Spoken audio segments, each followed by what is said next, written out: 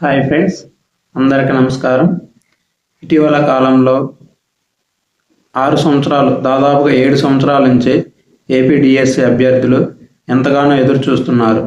అప్పుడు వస్తుంది ఇప్పుడు వస్తుంది అంటూ ఊహాగానాల మధ్య ఏప్రిల్ 20వ తారీఖున ఉదయం 10 గంటలకు ఏపీడిఎస్సి నోటిఫికేషన్ రిలీజ్ చేయడం జరిగింది.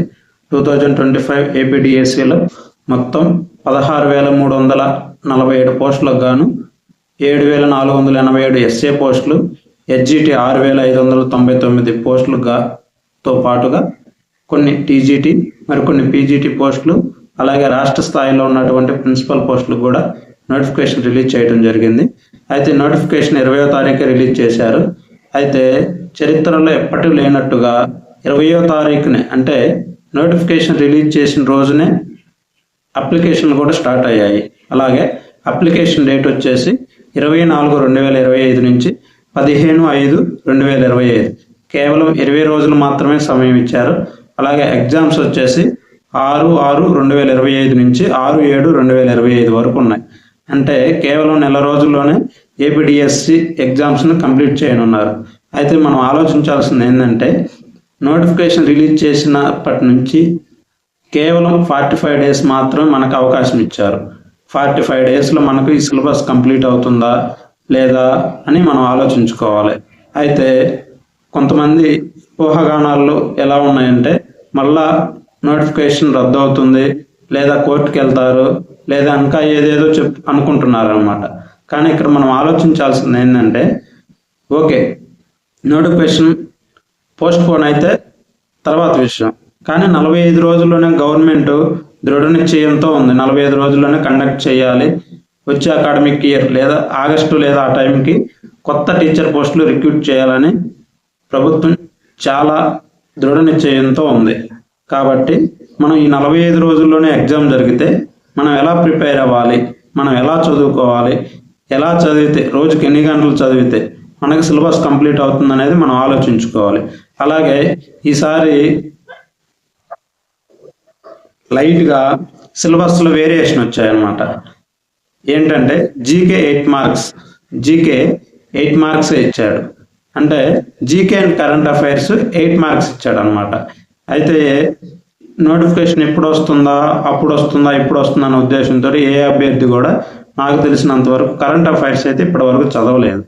అయితే జనవరి నుంచి 2025 జనవరి నుంచి 2025 మే వరకు, అంటే జూన్ నెల స్టార్టింగ్లో రిలీజ్ అయ్యే మే కరెంట్ అఫైర్ బుక్ వరకు మనం మొత్తం పర్ఫెక్ట్గా అందులో ఉండే కరెంట్ అఫైర్, దానికి రిలేటెడ్గా ఉండే జీకే చదవగలిగితే మనం దాదాపుగా 85% కరెంట్ అఫైర్స్ని కవర్ చేయగలం. అలాగే పర్స్పెక్టివ్ ఎడ్యుకేషన్ 4 మార్కులకు ఇచ్చాడు, అంటే 8 బిట్స్ వస్తాయి. అలాగే ఇందులో కమిటీలు కమిషన్ల మీద ఎక్కువ ఫోకస్ చేస్తాడు. అలాగే ఆర్టీ యాక్ట్, అలాగే ఎన్సిఎఫ్ 2005, ఎన్పిఈ 2020, అలాగే ఆర్టీ యాక్ట్ 2009 ఇలాంటివి అన్నిటి మీద ఎక్కువ కాన్సన్ట్రేట్ చేసే అవకాశం ఉంది. 2020 ఎన్పిఈ 2020 మీద అత్యధిక బిట్లు వచ్చే అవకాశం ఉంటుంది. అలాగే సైకాలజీ 8 మార్క్స్ ఇచ్చాడు. 8 మార్క్స్ అంటే ఇది కేవలం సైకాలజీ మాత్రమే కాదు, క్లాస్ రూమ్ సైకాలజీ అనమాట. అంటే బిట్స్ డైరెక్ట్గా ఇస్తాడనే గ్యారంటీ అయితే ఇందులో మనం ఇవ్వలేము. బిట్స్ క్లాస్ రూమ్కి ఇంప్లిమెంట్ చేస్తూ చాలా ఇండైరెక్ట్గా బిట్స్ అడిగే అవకాశం ఉంటుంది. కాబట్టి మనం వీలైనంత వరకు సబ్జెక్ట్ని క్షుణ్ణంగా అర్థం చేసుకొని, అండర్స్టాండింగ్ చేసుకొని క్లాస్ రూమ్కి అప్లై చేసుకొని చదవటం వల్ల క్వశ్చన్స్ చాలా ఈజీగా అర్థమయ్యే విధంగా ఉంటాయి. కానీ అక్కడ ఇచ్చే ఆప్షన్స్ మాత్రం చాలా డిఫికల్ట్గా ఉంటాయి అన్నమాట. అన్నీ తెలిసిన ఆప్షన్సే, కానీ ఆన్సర్ ఏదనేది మనం ఎక్స్పెక్ట్ చేయలేము. అక్కడ ప్రతిదీ కరెక్ట్ అనిపిస్తుంది, కానీ ఆన్సర్ మాత్రం ఒకటే అయి ఉంటుంది. అదేదో ఆన్సర్ కనిపెట్టడమే మనం ఇన్ని రోజులు చదువుకున్న చదువుకి ఒక అర్థం ఉంటుంది. అలాగే కంటెంట్లో కూడా ఈసారి చాలా మార్పులు జరిగాయి. కంటెంట్ యాజ్ యూజువల్గా అప్పటికిప్పటికి 60 మార్క్సే ఉన్నాయి. కాకపోతే ఇంతకుముందు డిఎస్సిల్లో కంటెంట్ 9 మార్కులకి 3 మార్కులకి మెథడాలజీ, అంటే ప్రతి సబ్జెక్ట్కి మెథడాలజీ ఉంటుంది. కాబట్టి ప్రతి సబ్జెక్ట్ కంటెంట్ 9 మార్కులకి, ప్రతి సబ్జెక్ట్ మెథడాలజీ 3 మార్క్స్ ఇచ్చేవాడు. కానీ ఈసారి మెథడాలజీకి వెయిటేజ్ పెంచి కంటెంట్కి వెయిటేజ్ తగ్గించాడు. 8 మార్కులు కంటెంట్ ఇచ్చి 4 మార్కులు మెథడాలజీ ఇచ్చాడు. అంటే 8, 4 12 మార్కులు, సబ్జెక్టుకి 12 మార్కులు, 24 బిట్లు వస్తాయి. కాబట్టి మనం ప్రతి సబ్జెక్ట్ని క్షుణ్ణంగా చదవాలి. ఇప్పటి వరకు టెట్ రాసాము, 130లు 140లు వచ్చాయి, డిఎస్సి పేపర్ కూడా ఇలానే వస్తుంది అనుకుంటే మాత్రం మన పొరపాటు, మనం చాలా తప్పు చేస్తున్నట్టు. అది డిఎస్సి పేపర్ చాలా ఈజీగా ఉంటుంది. అదే విధంగా చాలా క్షుణ్ణంగా చదివితే మాత్రమే మనం డిఎస్సి పేపర్ని చాలా సమర్థవంతంగా బిట్స్ పెట్టగలం. ఎందుకంటే డిఎస్సి పేపర్ తయారు చేసేటప్పుడు వాళ్ళు వీలైనంత వరకు ఎక్స్పర్ట్ చేత తయారు చేస్తారు.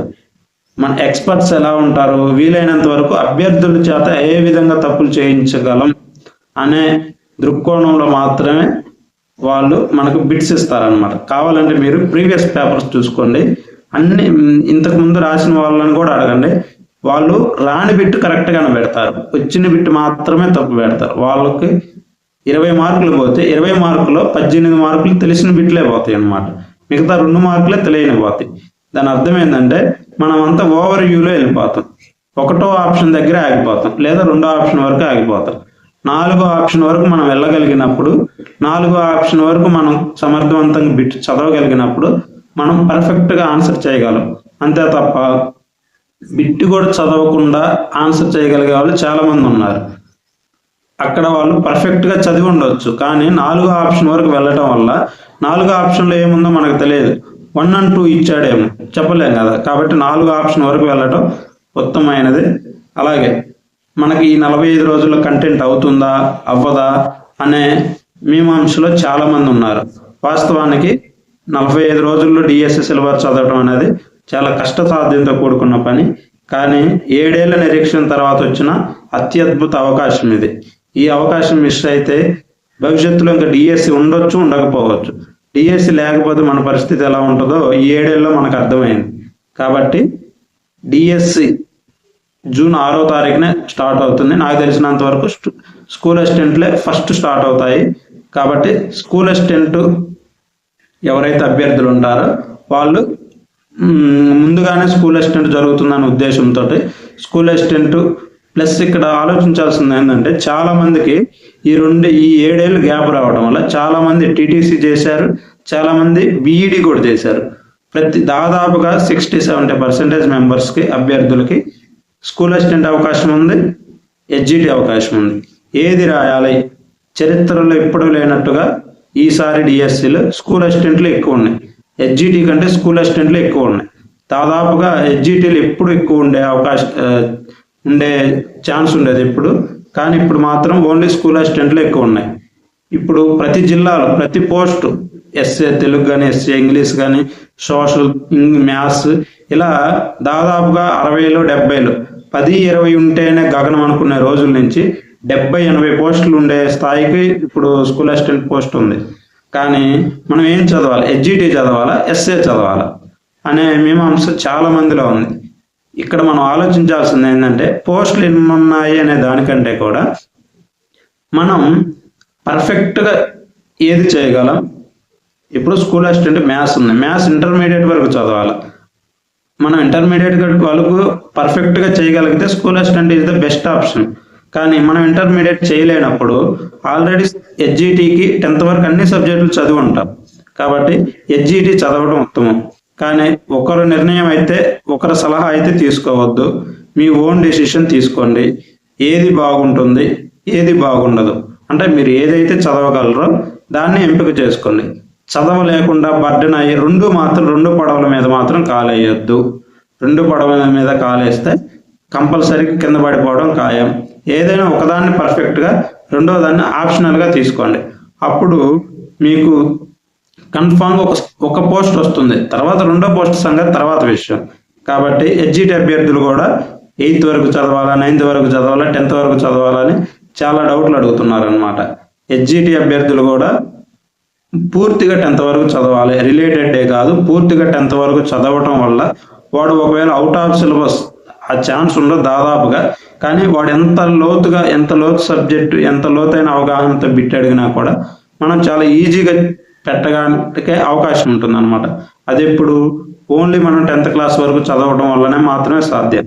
అలాగే మెథడాలజీ కూడా కొత్త టెక్స్ట్ బుక్స్ అలాగే పాత టెక్స్ట్ బుక్స్ కూడా చదవాలి. పాత టెక్స్ట్ బుక్ కొత్త టెక్స్ట్ బుక్ రెండు కలిపిన ఏదైనా ఒక మెటీరియల్ ఉంటే ఆ మెటీరియల్ని తీసుకోండి. మెటీరియల్ లేనప్పుడు కొత్తది పాతది రెండు టెక్స్ట్ బుక్లు చదవడం అలవాటు చేసుకోండి. అలాగే జీకే కరెంట్ అఫైర్స్, అలాగే ఇంగ్లీష్, ఇవన్నీ మనకి ఎస్జిటి అభ్యర్థులు అన్నిటిల్లో ప్రవేశం ఉండాలి. నాకు ఇంగ్లీష్ రాదులే, ఇంగ్లీష్ వదిలేసి మిగతా సబ్జెక్టుల్లో స్కోర్ చేసుకుందామంటే కుదరదు. అన్ని సబ్జెక్టులో మినిమం మార్క్స్ రావాలి. అన్ని సబ్జెక్టులు కవర్ చేసినప్పుడే మనం ఎస్జిటి కొట్టగలం. లేదా ఒక సబ్జెక్ట్ ఆగి మిగతా సబ్జెక్టులు మనం ఎంత పర్ఫెక్ట్గా ఉన్నా ఆ సబ్జెక్టులు మనకి చాలా అన్యాయం జరిగే అవకాశం ఉంటుంది. కాబట్టి అన్ని సబ్జెక్టులు ఒకే విధంగా చదివి అన్ని సబ్జెక్టులు చాలా సమర్థవంతంగా నిర్వహించి అన్ని సబ్జెక్టులని క్షుణ్ణంగా పరిశీలించి అవగాహనతో చదువుతారని ఆశిస్తూ ఇట్లు మీ బ్రహ్మ.